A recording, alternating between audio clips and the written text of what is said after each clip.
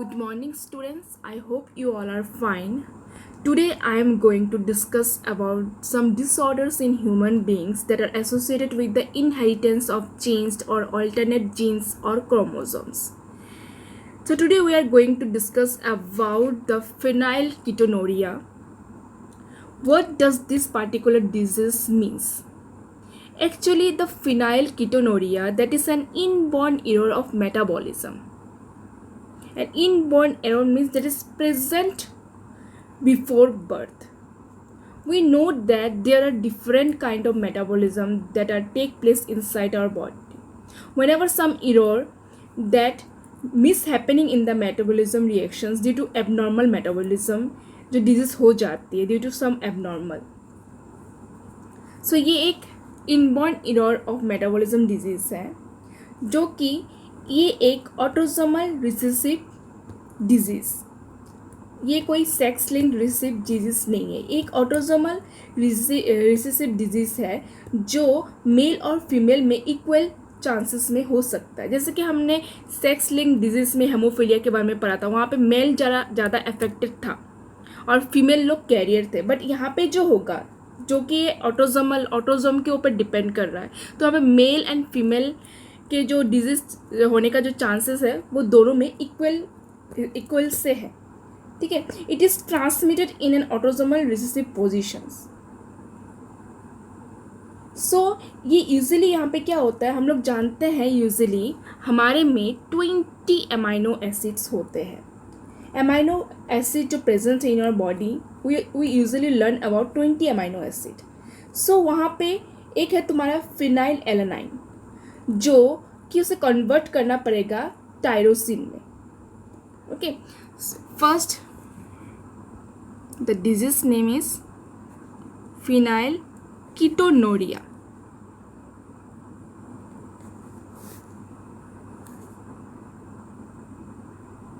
phenylketonuria ये कौन सा डिजीज है? इट इज एन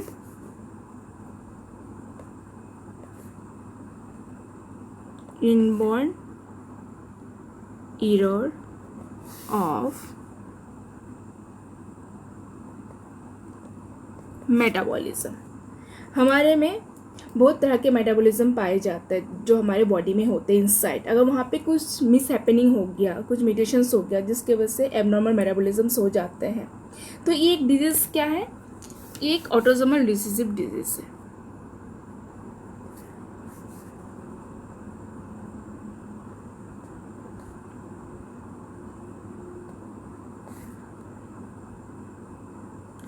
एक ऑटोसोमल रिसेसिव डिजीज है जो किसके वजह से होता है? Due to the lack of some enzymes. We know that we usually learn about 20 amino acid. ठीक है. हमारे में अमाइनो एसिड जो प्रेजेंस होते हैं in our body, amino acid means that is your biomolecules, organic substances that is are present. हमारे organic substances क्या हो सकते हैं? जैसे कार्बन, हाइड्रोजन, एमाइनो. सो जैसे कि फिनाइल एलानिन,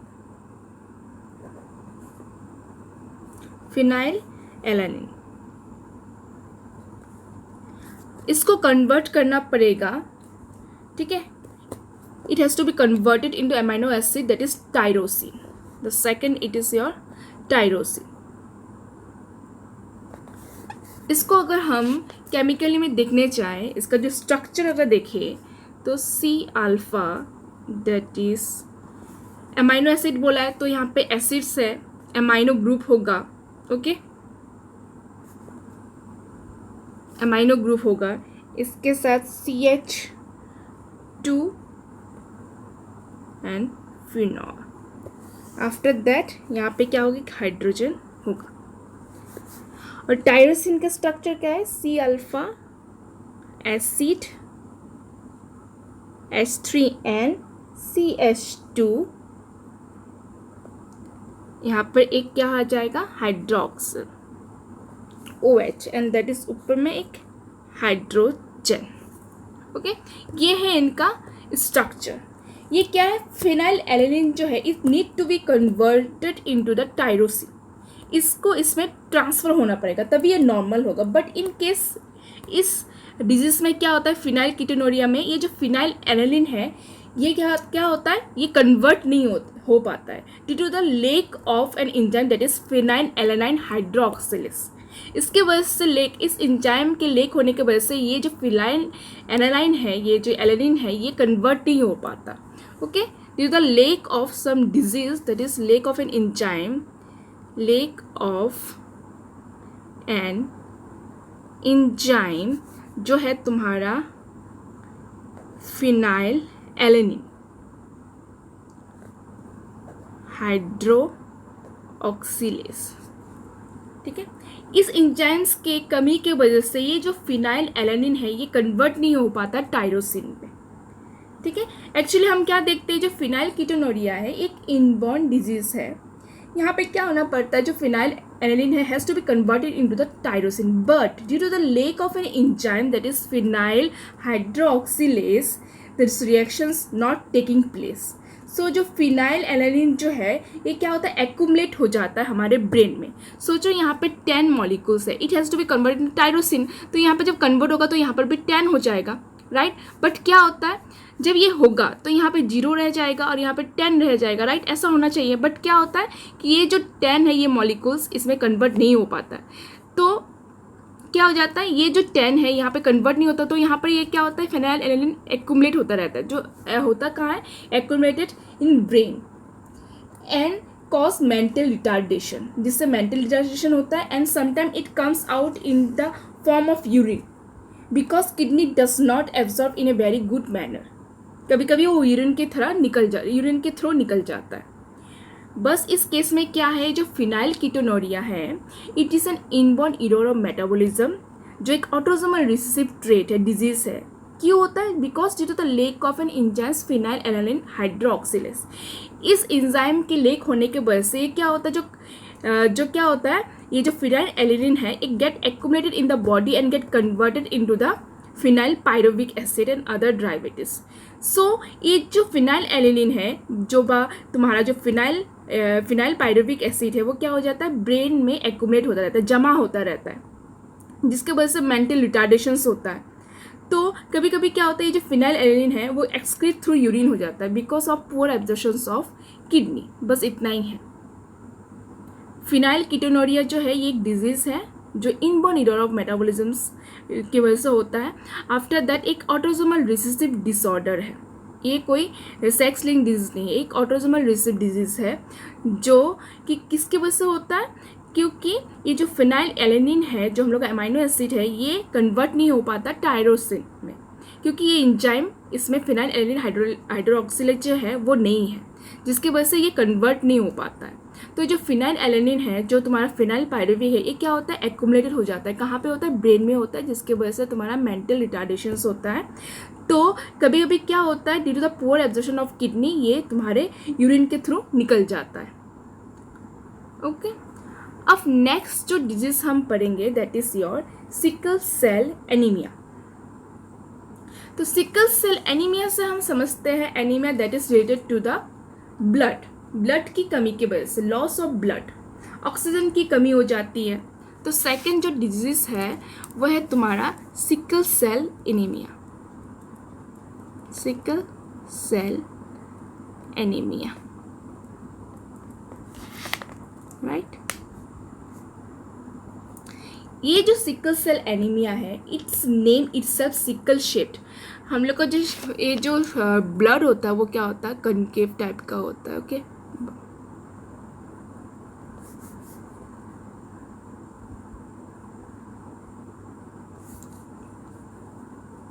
ब्लड का शेप ऐसा होता है, लेकिन वो क्या हो जाता है, सिकल शेप टाइप हो जाता है, इस तरह से होता है, सिकल टाइप का हो जाता है। ब्लड आरबीसी का जो शेप है वो चेंज हो जाता है due to the lack of oxygen. ठीक है, एनीमिया मीन्स ब्लड की कमी होती है, तो आरबीसी जो है वो बिकम सिकल शेप टाइप का हो जाता है। और ये जो डिजीज है it is related to the autosomal recessive disease. ये किसके ऊपर है, it is an autosomal recessive disease.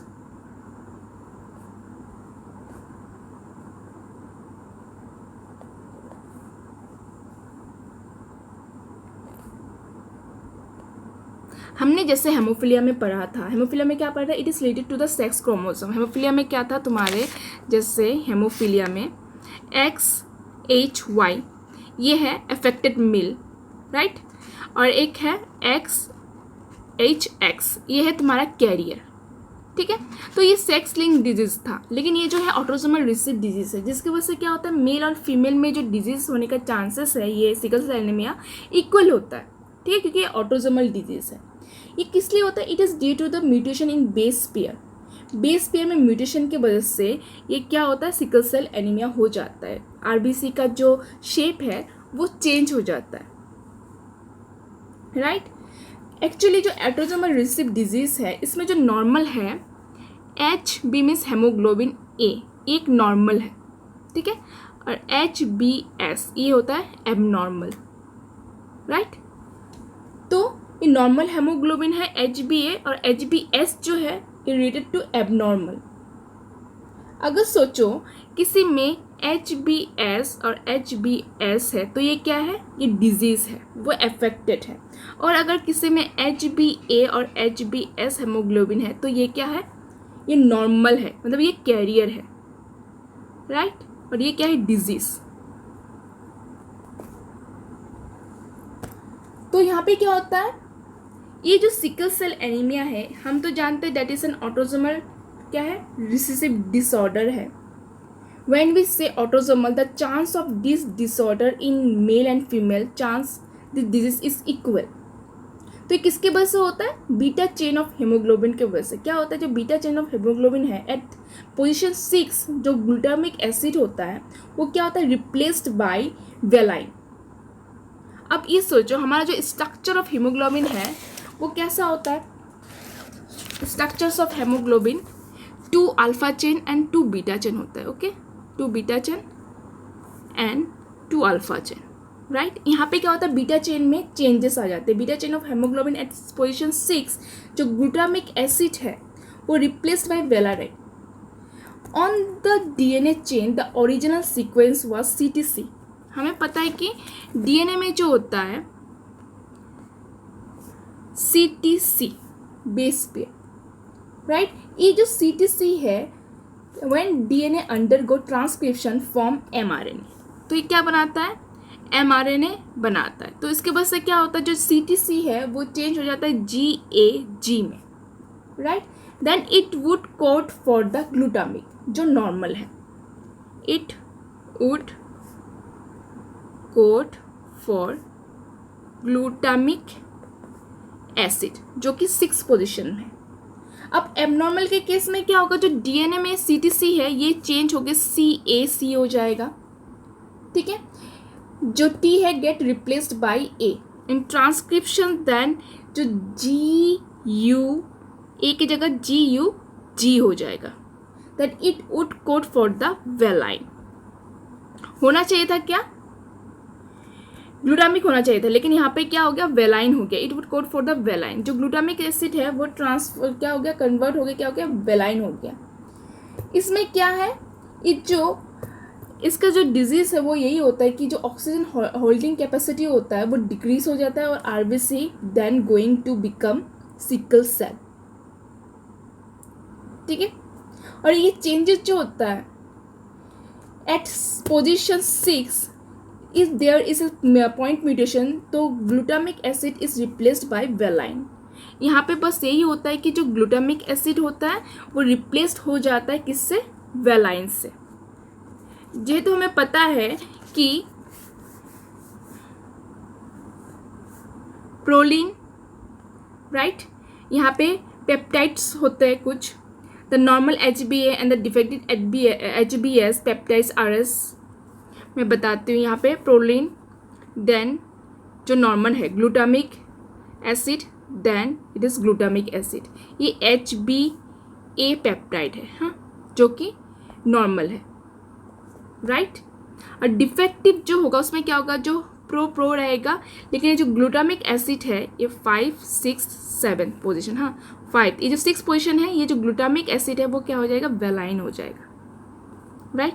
ये 6 पोजीशन चेंज हो जाएगा और एक ग्लूटामिक एसिड रहेगा, तो इसमें चेंज हो गया। HB है जो मैंने कहा था नॉर्मल ह्यूमन हेमोग्लोबिन है।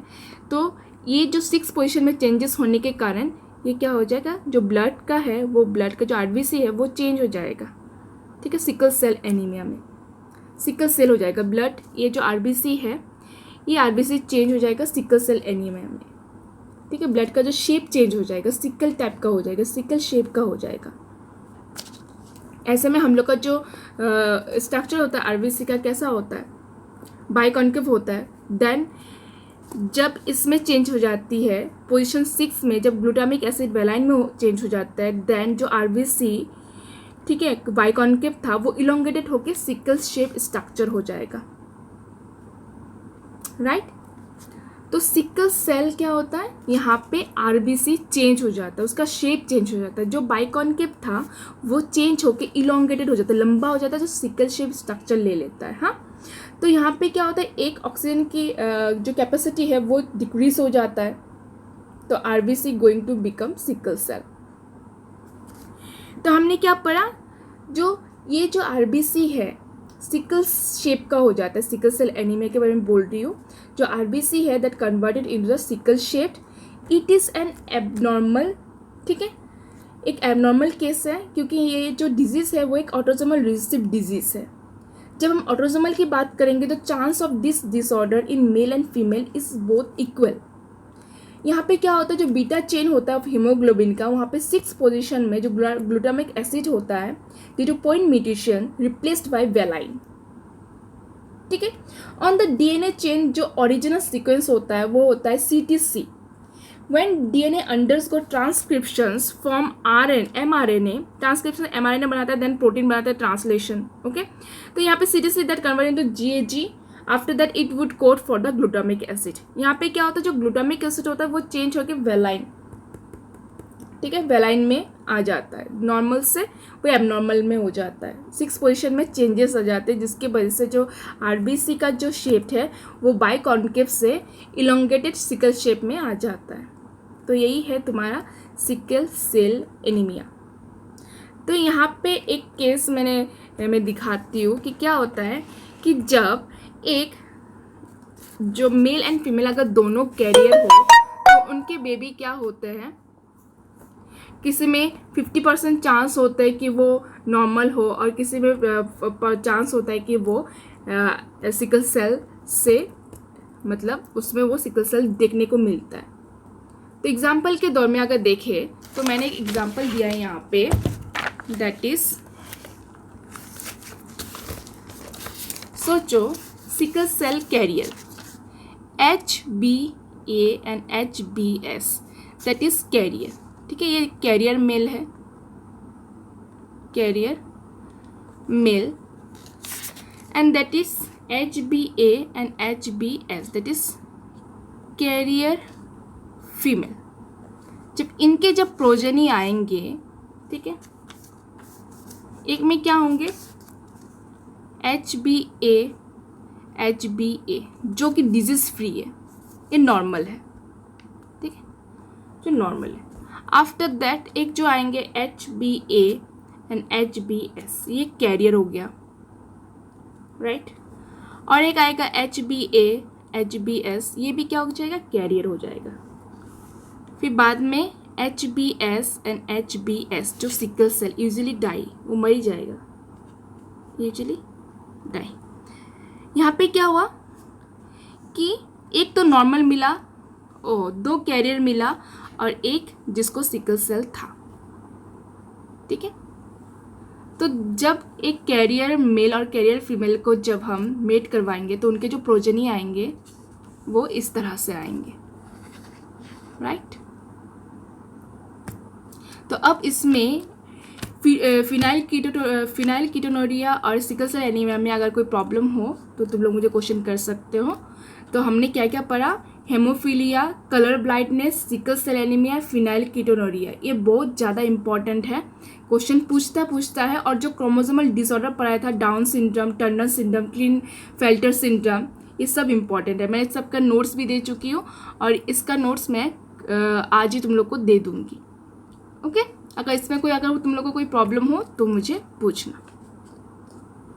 ये बहुत इंपॉर्टेंट है, सिकल सेल एनीमिया और फिनाइलकीटोनुरिया, तो इसको थोड़ा इम्पोर्टेंट ज़्यादा देना। बाकी सब तो इम्पोर्टेंट है ही, लेकिन इसको भी ध्यान में रखना, क्योंकि क्वेश्चन पूछता है कि अगर carrier male and carrier female में अगर मेट हुए तो उनके प्रोजेनी कितने कैरियर होंगे, बा कौन सा नॉर्मल होगा, कितने % नॉर्मल होंगे, कितने % मरेंगे, ऐसे क्वेश्चन पूछे जाते हैं। Okay then, thank you.